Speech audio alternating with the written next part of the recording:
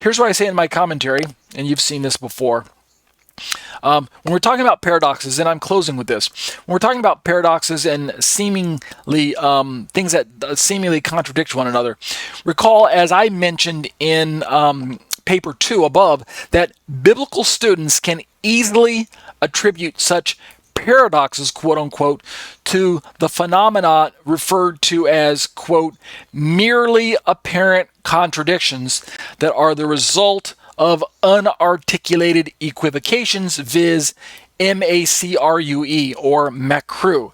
And the footnote link there would point to Dr. James Anderson's work. I think he's the one who invented this proprietary term macru.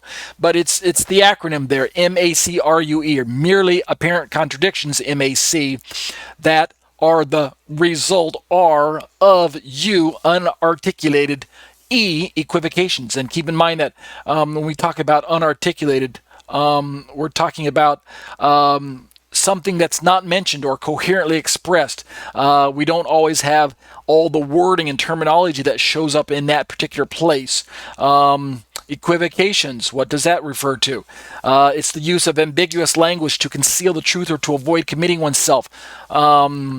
It's some sort of ambiguity, which sometimes it's intentional and sometimes it's not. So I don't think Moshe intended to confuse us by saying in the beginning God created the heavens and the earth, and then only to have John come along hundreds of years later and say that it's Jesus who's the creator, and then short time later, or I suppose Paul wrote before John, but a few books later have Paul come along and say it's Jesus is the creator.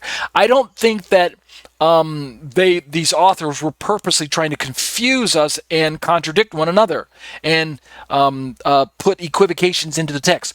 But what it serves God's purpose to push us into a place where, in order to understand what He's teaching us, what God is teaching us through His Word, we have to study the whole thing out. And that's the overall picture that I think the Word of God is presenting itself to us. If you want to understand God, don't stop reading till you get to the book of Revelation. It's unfortunate that Israel of old and Israel today stops at the book of Malachi in the Christian Bible or 2 Chronicles in their Bible, but they don't read the whole book.